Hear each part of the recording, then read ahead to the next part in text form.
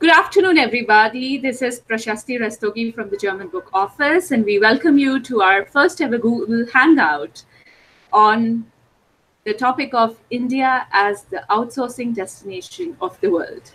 India has risen to a very preferred outsourcing destination, especially in the area of IT-enabled services. A NASSCOM study claims that 95% of the world's outsourcing in software exports is coming out of India with a steady growth of 40 to 50% per annum. That's remarkable, isn't it? And about 50% of that is coming into the space of workflow management, and publishing obviously is an industry that profits from it a lot. And without further ado, I would like to introduce and welcome our experts for the afternoon, who will talk to you about what they have come up with as a nice Indo-German bridge connection to manage outsourcing and publishing, a perfect matchmaking of India and Germany. Let me welcome, first of all, Miriam Hofheinz from Bits and Bytes Berlin. Hi, Miriam. Hi, Prashasti. Hi, everybody. How are you doing? Very good. It's not raining at the moment in Pune. It's nice. Oh, yes, that's right. So for everybody, Miriam is joining us from very own Pune. And yes, next to her is Michael Dreusicke, also from Bits and Bytes Berlin, but also in Pune. Hi, Michael. How are you doing? Hey, good to see you. And yeah, I'm not very far away from Miriam, so what she says about the weather is true for me. Oh, great. Great. So thanks, Michael, and thanks, Miriam, for sparing the afternoon to join us and talk to our audience about your experience. Indian outsourcing and publishing have a long history, long association. But of course, yours in point is a very interesting case study of bringing German precision to Indian competence. So it's a perfect marriage. But I have a certain amount of questions that would guide this afternoon's conversation, so that, you know, we can bring out some information as a case study to our audience who's listening in, because I'm sure there are a lot of people who would want to understand your model and probably discuss things with you. At this moment, I would like to encourage our audience to send in their questions via YouTube comment feature, because this video is going live on YouTube. So please type in your comments and we'll address all the questions at the end of the talk. So don't you worry, you get to interact with the speakers via your comments. And obviously, you can follow us on Twitter also. This is going on Twitter as well. So feel free to use the platform that you prefer. But to set the tone of this afternoon, I'd like to bring in Miriam first. And Miriam, my questions for this afternoon are as follows. What are the key trends in German publishing in terms of technology? So if you could give us an insight on that. I would also like to understand what are the challenges in terms of solutions that German publishers are looking at. Then going forward, I would obviously want to understand your motivation behind setting up Bits and Bytes Berlin GmbH. Did I pronounce it correctly? And great. And also, what are the three key points? I'm talking about both the technical aspects and the behavioral aspects for Indian service providers to build business relationships with German publishers. So let's start with Miriam. Let's hear you out. Over to you. Okay. Thank you, Prashasti. So the idea is that Michael and me will answer the question first to the fourth one. So let's start with the key trends in German publishing. So I was in April in Germany for a conference, Publishers Forum, and the big trends there were AI and big data. And so this is kind of the thing, or the buzzwords which are in the minds of the German publishers. They're not sure yet how to do it and exactly what to do with it. But obviously, it's a very interesting point. But first, this is the big challenge, to get data to really do something later with the data. So this is a big challenge for the German publishers. And obviously with the challenges in the market, where the second question was from, it's about automated workflows a lot. So the idea is to get faster and also cheaper to the print books, because the market is not growing that much anymore. So German publishers have to look how to to reduce costs and also maybe time. And since a long time, XML is one big buzzword in German publishing, and it's still going on. It's there since years. And so the whole thing about, we call it media neutral content management, is that I, as a publisher, have my content as neutral as possible. So I can do like anything with it, like ebooks, which is the most common thing to do, but it's not that great thing anymore. So also like, what about apps? What about journals? What about websites? What about whatever? So still, this is a big challenge, mostly not so much about the current content the publishers have. It's more about really the backlist they have, if it's still interesting, what to do with it. And the German publishers with the long tradition of publishing, they have a lot of backlist and a lot of treasures in their attic, which is really interesting to have a look at it. And so these were my 3 cents for this question. So I would give over to Michael if he wants to add something. There you go, Michael. Yeah, actually, I would like to invite our audience to try out the comment function, if it works, because I haven't seen a single comment yet. And I think it would be helpful if I say something which is interesting for the people, because the topic is so broad that whatever I say might be not so much of interest. So if it's possible, could someone send a comment? A simple hi would be nice. Wonderful if the audience has questions and can throw in those questions in the comments section. That will help us meet the expectations of your queries during this chat. Yes, Michael, I'm transferring back to you. Yes, so we are at the first question, which is about the key challenges, and I think we focused on technology.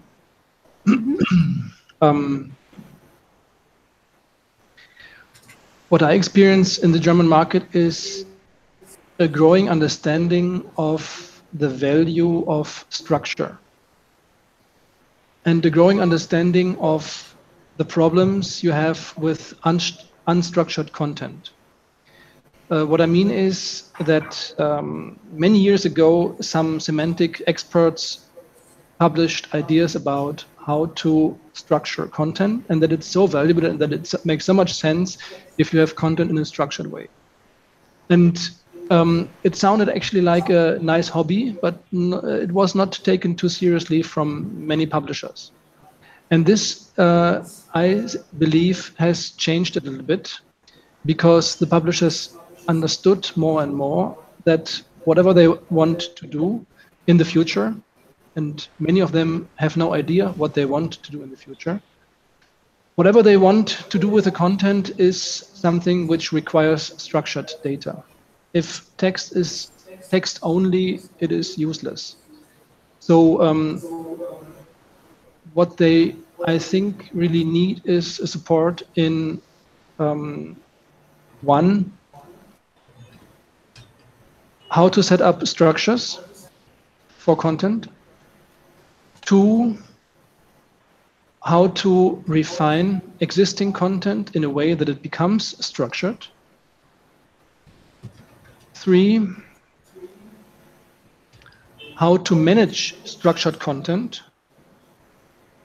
We could talk about content management.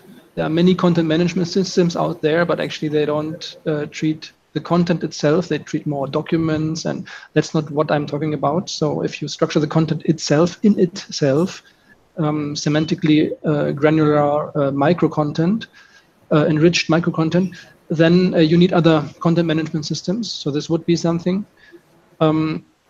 And the question how to invent new products based on structured content. And fifth point could be how to set up new business models, not only digital business models, but especially with structured and interactive content. So these 5 questions, if I'm not mistaken, 5, I see have been probably longer.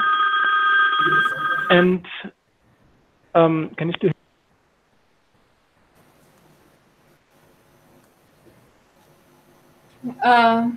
There seems to be we've got Yes. there seems to be a sound out for Michael. Oh, now I can hear you. Can you hear me? Yes.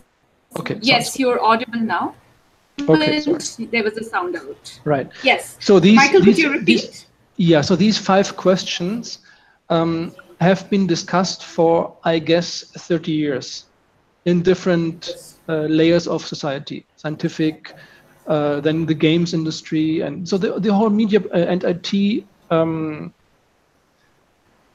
sphere of society discussed certain topics, and the publishers didn't take it too seriously because they asked usually, where's the return on investment?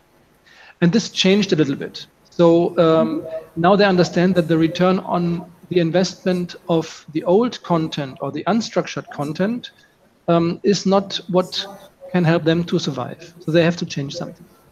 And so when it comes to technology, I think we have to see these 5 questions in combination. This is something which is usually thought through or expressed by transmedia technology. The term, I mean, just the idea to combine technology, business model, user interactivity, and all these things. So for a kind of holistic approach, you need certain technology, you need certain content in a structured way. You have to transform the old content to new formats. So this, the awareness that this is the only way which can guarantee your survival tomorrow as a publisher, this awareness has grown. Sorry for my long answer, but it belonged somehow together. Mm-hmm. Great. So structured content and expanding the book experience into different transmedia is the need of the hour as a revenue model to sustain the publishing businesses. And obviously, as it is said in publishing industry and what we hear out loud very much at the Frankfurter Buchmesse, when we have these wonderful trend talks and CEO talks and expert talks, we have been hearing this for quite some time that publishers are the kings of content. We just have to believe in it and be a little brave to explore new models. So these are obviously the challenges, and I see there is a lot of opportunity in that also that you point out, because interlaced with challenges comes in opportunity. So your opportunity was to form this model of managed outsourcing. Tell us more about it. Who wants to go first?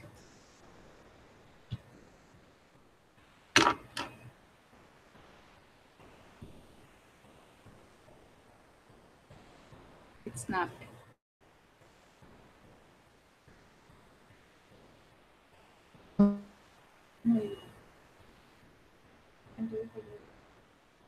Am I audible?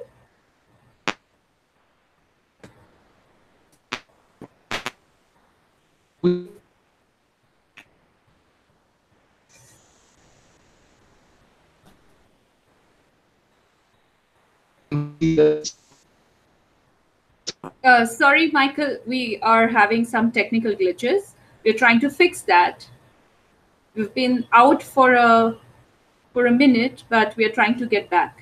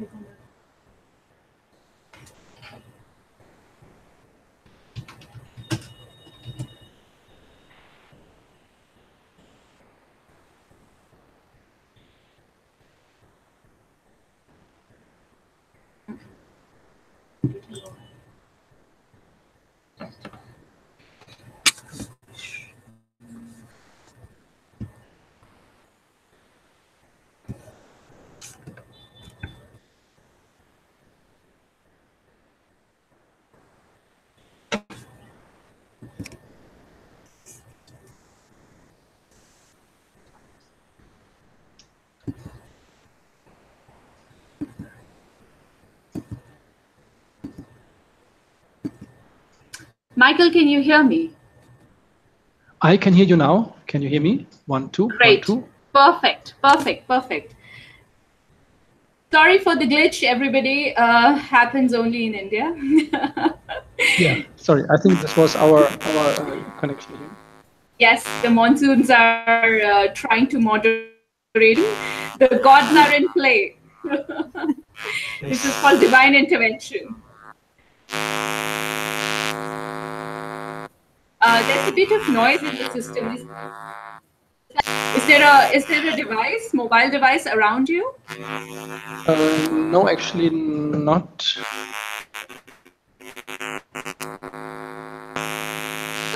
Okay, let the sound fade away. I think it will automatically disappear. Maybe. But let's get back to the conversation. So I was asking, interlaced with the challenges that you talked about. I guess it's. Miriam, kannst du ausmachen? Ist besser? Yeah. Yeah, there's a hum, but I think it will stabilize. Not to worry. Yes. Okay. We live with all kinds of sounds around us every day. The German afternoon peace is a rare commodity in India unless you make a trek to the hills. All right, so coming back to challenges, concerns, and the question of opportunities. So you saw that opportunity interlaced in these new businesses and new models that publishers are willing and dare to explore and set up Bits and Bytes. So tell us a little bit about the company, your motivation, and what you're trying to achieve. Right. So maybe I start? Yes, please. Yeah, so actually the idea was, or the real reason behind it is love. Because I came here, Miriam came here, and we loved the place, and we loved the people. And so it's actually based on emotion, the whole venture. But not only. What we found is that there is actually a beautiful business opportunity for the German publishers to produce things with well-educated people and many of them for little labor costs in India. This is something which is actually pretty nice for them if there was no cultural barrier, if there was no language issue, and the whole behavior we spoke a little bit about, or we will speak a little bit about. So actually, it is a treasure for the German publishing industry to know that Indian vendors exist, on one hand. On the other hand, the Indian vendors have resources and they probably could live with some more orders. So actually they should come together. But the direct communication is something, especially the German clients do not want usually, because because of some factors we can discuss later.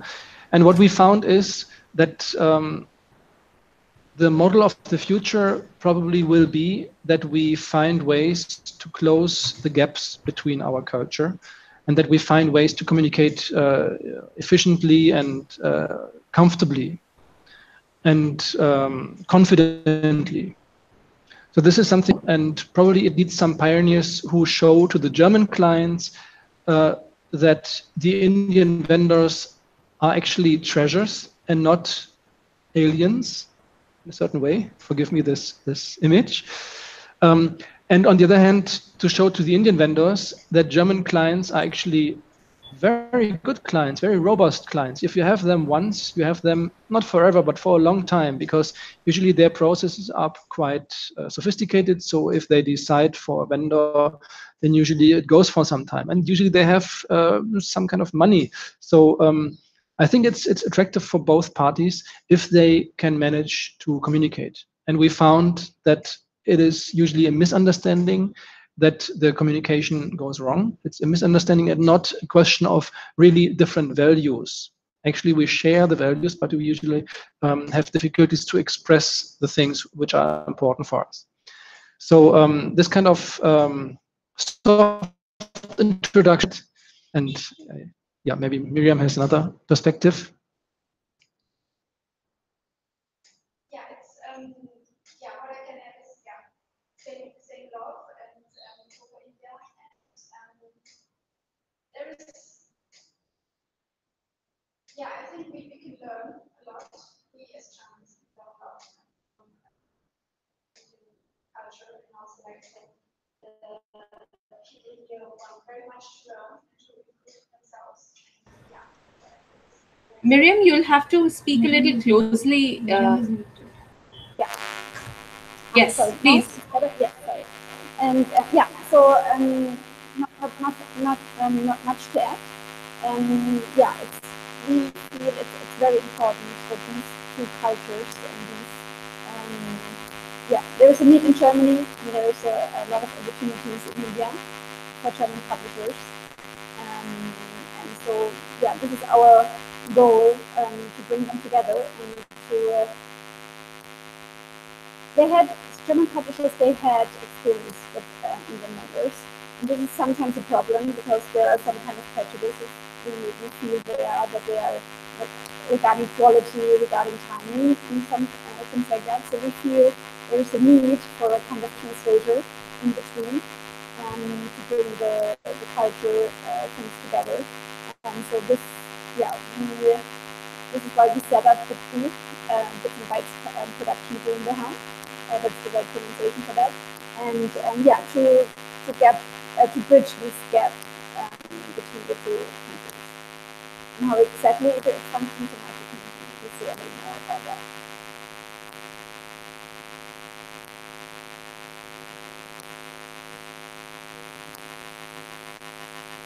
Your mic is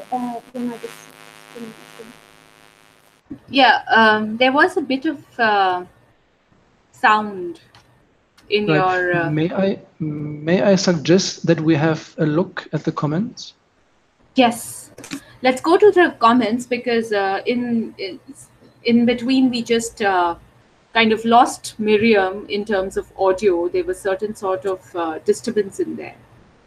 But yes, so we have Macau Books online with us, and Macau Books wants to ask if you can share any such revenue-based model which is running successfully anywhere in the world using a combination of old and new content using multiple media. So if you would like to share an example of which you think is a profitable venture. I think that's the sense of the question. Yeah. Right.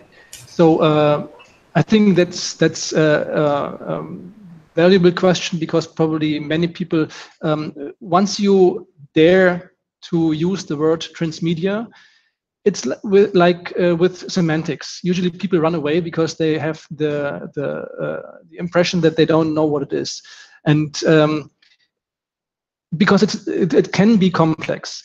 Transmedia. I mean, I think a few years back there was a transmedia conference at the Frankfurt Book Fair, and there we saw many examples of how to market content, which is like videos, movies, and how to add some games, how to add some contests, how to add merchandising, how to add Facebook profiles and movements all over the world. So the idea how to engage the user is something which I think we have many hundreds of successful ventures out there. And so how to research for them would be probably something like transmedia best case or something. So I think to discuss one model in detail is not possible here because, as I said, it's a little bit more complex because you have the combination of content, technology, social media, and authorship. So the content production usually already has the later use cases in mind. So things are a little bit different here. But the question was, I have to admit, the question was how to use old content. Usually you add some new content, but as I said, these models could be more complex than we have the time to discuss here, and maybe it's a little bit of our topic. But the reference Frankfurt Book Fair a few years back, there should be some program, and already years ago, especially in the US, there were very successful models which we could see there. And just because you referred to the transmedia conference that we used to do at Frankfurt Book Fair, now we have something called the markets going on, where we present about 5 to 7 markets each year with their success stories. And last year happened to be also the presentation by Germany, and we saw the wonderful presentation by Basta Lübe, where they're rechanneling their content into web series and games. And Ken Follett, 2 years ago, I remember Ken Follett launching its 3D games. That was the year of, Pokemon and Angry Birds, like a big rage in Ken Follett games. Maybe we should trace out that trajectory. So Macau Books, do Google up Ken Follett and Basta Lübe, and I'm sure you'll be able to find more information. Moving on to the next question, we have a question by Josh. And they're asking, is the German publishing industry, all segments, especially educational, ready to make their content accessible? So who would like to answer that? Miriam? Okay. Michael is looking at you. Yes. Yeah. No. Okay. I can take this one. Yes.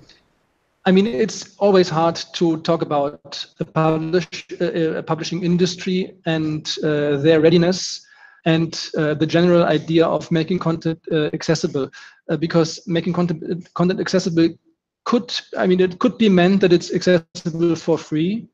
This would be one thing that we think about open source ideas, or that it could be accessible in a way that it is accessible on all the devices. So the shift from print media to digital media. So I think this question is a little bit too general to say something which is substantial here. But maybe there is one trend. The German publishing industry is stubborn as concrete. So it is, they only move if they have to. But the beauty of history is that sometimes it forces to insights. And these insights were actually unavoidable.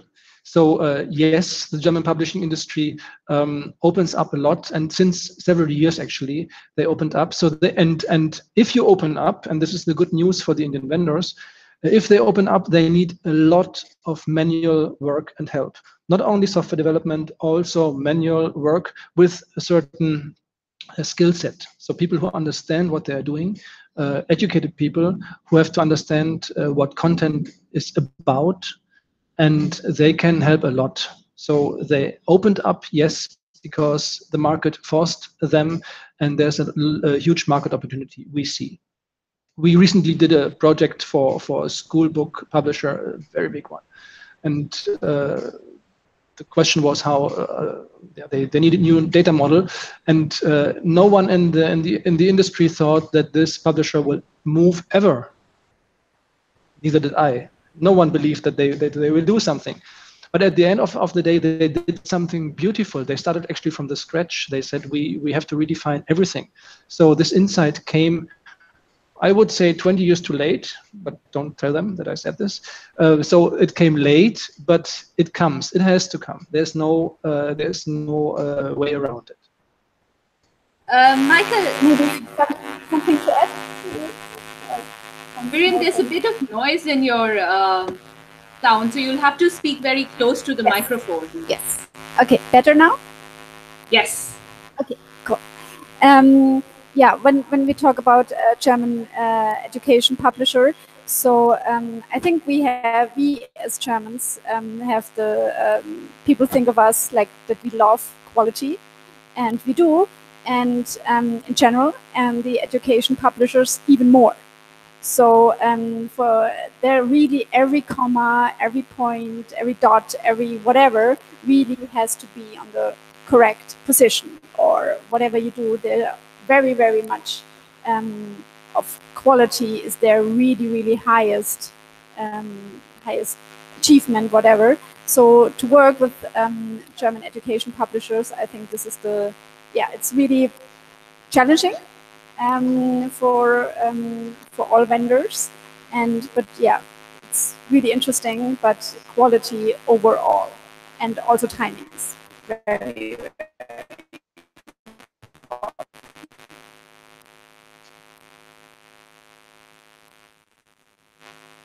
Just a little bit of sound issue there, Miriam. So you'll have to be a little closer to the microphone. You'll have to be a little careful about that. But I'm now going back to Michael just for a bit. Michael, you mentioned about key skill sets that the German industry is looking for. Would you like to elaborate the skill sets here for the benefit of our audience? Sure.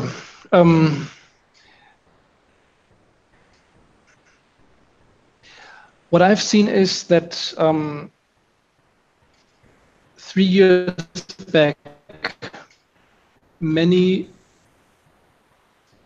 tasks in e-book, EPUB conversion have been made manually. And within the last 3 to 5 years, let's say, also unavoidable. So most of the vendors had their solution and do whatever they can do automated. So the skills you can replace by a machine has not the biggest value, obviously. And the pressure of the market-made things is pretty high, and it's wise to invest with this. Whenever it comes to human decisions, this is something which is very valuable, and content of publishers have a certain meaning, and machines are not very good in handling meaning, understand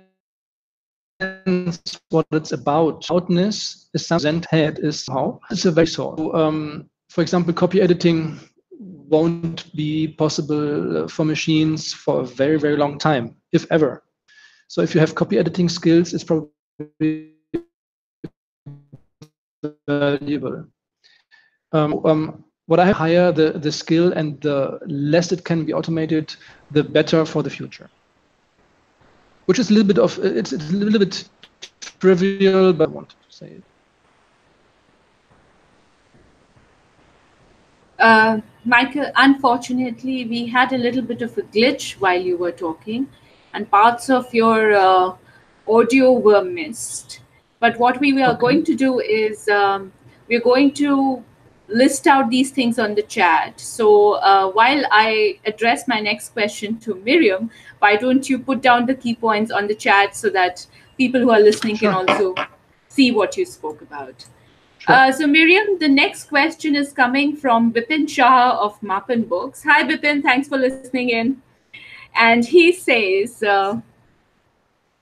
hasn't Frankfurt Book Fair helped in bridging the culture gaps you feel exist? How is it different in outsourcing business? So he's looking at a comparison on his relationships as a publisher to publisher while he's in Frankfurt versus how is it different in the outsourcing business, and being at the fair and making connections. How is it helping? Hi, Bipin. First of all, happy that you joined. Is my audio good, Prashasti? Okay, Yes. awesome. So I feel meeting is very important, like meeting face to face. Obviously, you can do a lot online as we do it right now, and it's awesome that we can have a Google Hangout and we are sitting in all the different cities here in India. But it's also important, I feel, very much to meet and have a coffee together and have a nice chat together, as we both had in Frankfurt as well, Bipin. And so, yeah, and even more when we talk about the cultural challenges we have between Germany and India, I feel to meet and to see the other person in complete, not only this part important. Slowly. And not audible. Slowly. Okay, I talk more slowly. Yes, now it's working again. Actually, it's not only between and fair. For us, I think it's always important to meet as much as possible in person, and also to get the trust and a good feeling about the other person is easier when you meet in person. So yeah, I feel it's very important to meet. Yes, so as the Frankfurt Book Fair hat in this whole conversation, I'd like to bring in 2-3 points. I think the cultural differences between India and Germany do exist. And I mean, you're talking about a large continuum of difference. I mean, Germany and India are low context and high context, and both stand on extreme differences. So sometimes the approach, etc., has to be tweaked. And sometimes there has to be more precision in the conversation. I think when I pick up the point that Michael had brought in, structure, I think the structure of your approach to business with the Germans also matters a lot. The clarity on what you have and clarity on the customer side helps, obviously, bridging relationships. And at Frankfurt Book Fair, we do bring in lots of networking opportunities and informal and formal ones, market presentations that allow people to do that. So as a service provider visiting the fair, it is very important to book your calendar, not only with meetings, but also to go to these various sessions that happen. I believe, Michael and Miriam, you're also doing a session at Frankfurt Book Fair sometime this year. Do you want to bring that in? You're doing a presentation, I heard we spoke last time. Yes, we have a hotspot there, and we will discuss about outsourcing and how to make it successful. But may I go back to the original question a little bit? Please do. Prashasti, on a level of 1 to 10, 10 is completely honest and open, and 1 is, I don't say everything. How openly can I answer this question? The question is mean, I know, but I mean, we are here, we are among us, so tell me. With complete honesty. And I love it. And Indian politeness. Okay. Oh, that's not so easy. So this is the challenge. Okay. So all the Indians out there, please forgive me if I use the wrong words. I mean something nice. But okay. The question was: hasn't Frankfurt Book Fair helped in bridging the cultural gaps you feel exist? I would say, obviously, no.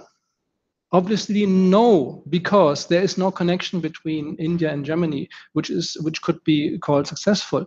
And we have another comment here. McCaw Books said that they attended for nearly 20 years now, and that actually the publishers were not very open when it comes to outsourcing. Exactly, and there are reasons for it. And I think it is not easy to bridge the gap. So it's not, if I say that Frankfurt Book Fair has not bridged the gap, it is not that it's their fault.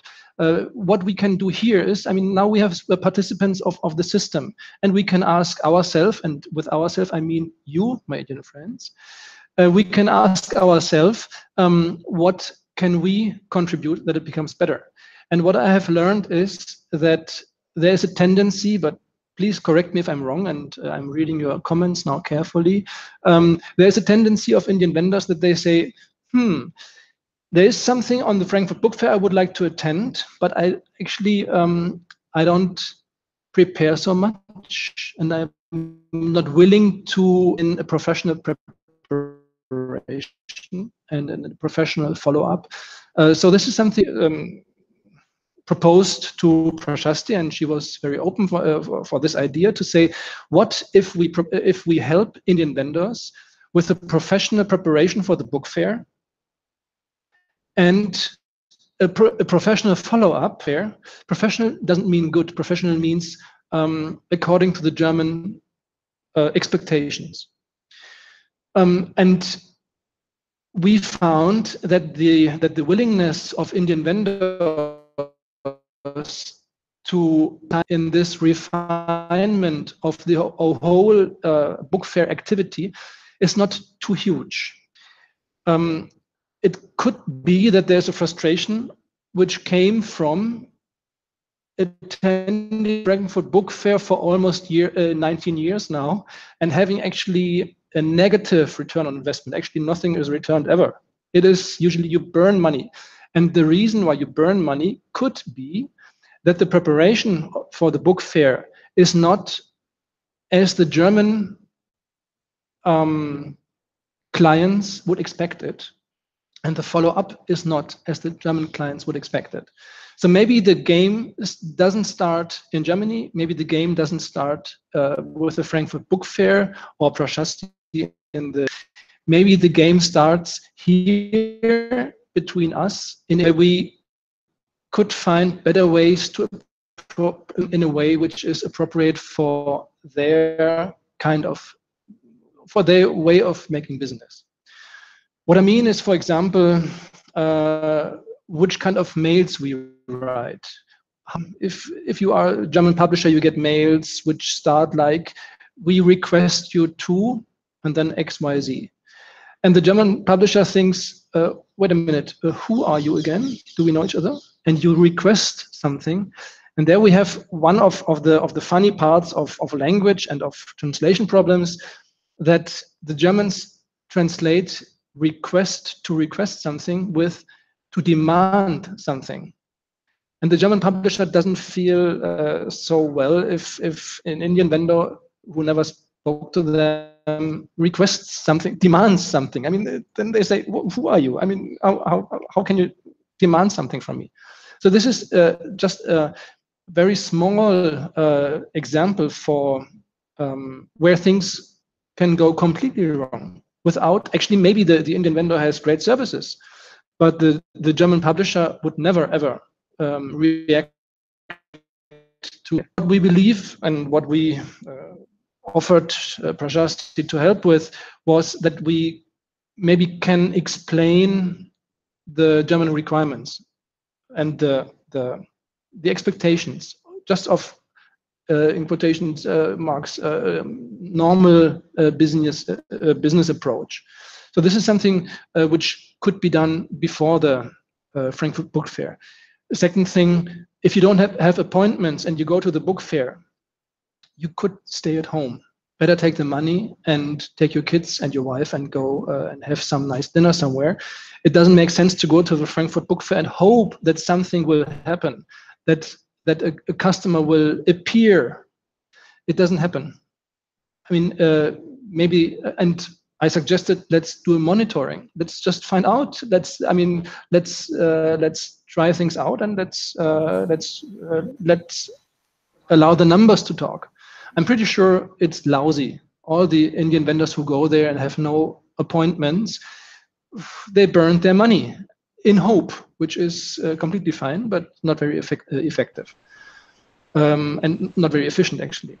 So this would be, what do you do actually during the book fair? Don't sit and wait. Have appointments with people who really want to talk to you. Otherwise, don't go there. Follow-up section would be if you have appointments and if people are interested, then how to deal with it. What is appropriate? What can you ask for? What is actually expected that you should deliver? As I said in the beginning, if you get the business, it's usually for some time. So maybe some investment makes sense. Sorry for this huge answer, but again, it somehow was connected to each other. And sorry for say that the Frankfurt Book Fair did not bridge the gap yet. No, actually, you did me a favor, Michael, by reiterating the entire frequently asked questions section on the book-fair.com website, because we have a special manual for each target group how to prepare for Frankfurt. With 7,300 exhibitors and 250,000 people visiting the fair in a span of 5 days, you are really a speck in the universe. And you have to make an effort to differentiate yourself by communication, by product, by visibility. And I think you did perfectly fine in explaining that it's not the Frankfurt Book Fair you can blame for not being able to cut the ice with people, but actually your own lack of initiative. But I think the question from Macau Books was different. Macau Books wanted to talk about not the Frankfurt Book Fair. We, I think, mixed the questions which Bipin and Macau asked. Macau was talking about general unwillingness of the German side to even listen to the Indian vendors. And I think that is where this whole point of managed outsourcing comes in. Because day in and day out at the German book office, we deal with a lot of translation agendas that we have to translate what an Indian business wants out of German and German business wants out of the Indian side. I do that all the time when it comes to mediation for rights and licensing. But I think even outsourcing needs that kind of interpretation. So I think that's the part that I want you to talk about is how do you plan to help Indian businesses and what exactly is the agenda that you want to resolve? Who should go first? Michael? Yeah, okay. Actually, you asked the question and then you gave an answer, and I'm not sure if the answer is exactly what I see here. But let's find out. So the first thing is you said that the German publishers are actually not even willing to listen to the Indian vendors. And I completely agree. And I think it has reasons, because there's this idea of precision. If I ask you a question, what's the time? And you say, yes, chai is very delicious, then I feel misunderstood. And this example sounds weird, but it happens all the time. So if I ask a question and I try to make my point as precise as I can, and if you dare not to answer precisely, I will not ask again. So this is an expectation. I don't say it's right or wrong. It's just usually if you talk to German professionals, they know what they ask, and they are usually prepared for questions. And it's very important to come to the point and not to misuse the situation to say, and by the way, I also can sell you a car. Please don't do this. Stick to the question. Usually it's straight to the point. So this is one cultural difference I found out. I mean, there are many, many more. So it is usually not so easy. Just the very communication itself is not so easy when it comes to the German expectation and the typical Indian way to reply. And if a German publisher tries with 5 vendors, and all of them are not here right now, 5 bad vendors, and actually they gave this wishy-washy blah blah answers, then the publisher will generalize, and then the publisher will say, okay, all the Indians are bad, although it is obviously wrong, because we have excellent partners. But if this is their experience, then they generalize, and then it's not easy to convince them that it's actually not true. And I think that the perception of Indian vendors in Germany is not the best, as in come to the point. And for example, if I ask you yes or no, and you say yes, although you know it is a no, this is something which will be not forgiven. So it is a cultural thing in India to say more yes than no, just not to offend people, which is something which has its own beauty and its own right to exist, definitely, especially in certain parts of society. But when it comes to publishing business, it is problematic because they actually ask like a machine, and the answer which comes has to be it has to be possible that I process it like a machine. So the yes has to be a yes, and if there's a no behind it, okay, this is another example. Yeah. Okay, Miriam, do you want to add something to this?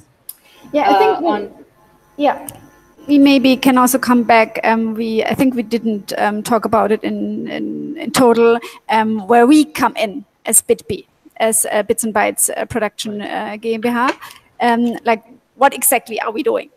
Yes. So exactly that's the idea, to translate. Really like from language to language, because Germans are often not that comfortable with speaking English. And also you have many kind of dialect English here in India as well. When you talk to a person in Chennai, their English is very different to a person in Mumbai or wherever. So, but also like the cultural translation, like when the vendor says yes, then we can translate it in, okay, it comes 2 weeks later than we thought. And also like another big part in this whole relation between India and Germany are things like administration things, like legal issues. That we have so we are two German people with more than 20 years experience in the German publishing market, now living in India.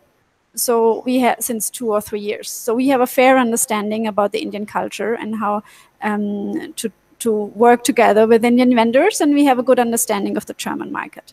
So, and with Bits and Bytes, the German publisher can have the legal contract and no tax problems because of Germany and India, and maybe also high fees for transferring money or whatever. So they have the German contract with a German company and still working with Indian vendors, with us as translator, and not only as translator. This can also do a person in Germany, just German to English, no problem. But even more important, what we are doing, we are working with the vendor here in India, in their facilities. So we train their people, we help to get them a good understanding about the scope of work. What precisely the German publisher wants to have when the German publisher writes like this or like that. So we put more meaning, or we translate also the meaning of the scope from the German publishers to the Indian vendor, and many much more. And so, yeah, I think the combination about the German entity we have with the GmbH, and also being here on site with the vendor is a company construct we don't have as for now on the market. So I think as far as I know, we are the first German publishing experts which moved to India to set something up like this. I think it's a great move, and I think it is very valuable to the bridging the gap in the market, because I'm sure India as a high competence, low cost destination can profit from a very precise and boisterous economy that German publishing projects. I think it's a good match. We just have last 2 minutes. Macau Books has asked for a dialogue between German publishers open for outsourcing partners in India.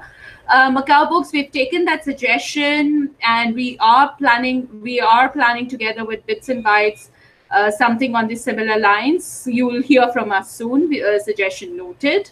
This Frankfurt, we're going to address this. And there's another question, Miriam, that I'd like to bring you back in. And this question is about what is the impact of GDPR in European publishing?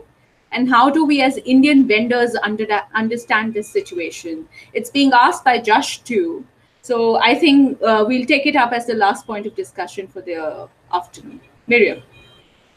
Yeah, it is, or it was a big thing in Germany, obviously. Yeah, so yeah, we as German publishers, we take it serious. So yeah, you have to deal with this law, that you make sure that everything is what you do, like your servers and everything, your security thing, your privacy things, they have to be in order, because the Germans are really looking after this, and yeah, it is mandatory to go step by step by the law to make sure that the German publishers will work with you, or the European publishers as well. Yes, I think it is very valuable to respect this restriction. And just to bring in, Frankfurt Book Fair is GDPR compliant. So all our exhibitor, trade visitor information is very GDPR compliant. So I think a plug in there, don't spam, meet people in Frankfurt. But there was another question that I would like to quickly address, and I'm kind of losing it out. Yes, this was asking about making content accessible to the disabled audience. Jashtube, I would sincerely invite you to look at the experiments that Frankfurt Book Fair is doing with the Technical University of Darmstadt. I am not sure if I'm making a tall claim here, but I think we are the first book fair which is disabled compliant. So this experiment started last year to make the entire book fair disabled friendly. And that also involves some sort of participation from publishers to look at books, disabled friendly content. I mean, it's also got to do with audio and speech disabled and sight disabled audiences and readers. So those are experiments that are on display at the Frankfurt Book Fair. It's a cooperation. So please do make your way. You can download the Frankfurt Book Fair app and search for these events. As far as the time is concerned, our time is up. We have some questions that we can address in detail. But thank you very much, everybody, for your time this afternoon. And thank you, Miriam, for being with us here. And Michael, thank you very much for your insights on the German side. Can we request the audience to leave their feedbacks in the comments section? We are going to go through every comment and respond to you individually. And do subscribe and like our GBO channel, because we are starting with a series here, and we are going to follow this up on the basis of the feedback that you give us. We'll be happy to come back to you live again. Thank you, everyone. Have a nice evening. Thanks for having us. Bye. Thank you. you. Prashasti Rastogi and her team from German Book Office New Delhi signing off. Bye-bye. Bye. Bye-bye.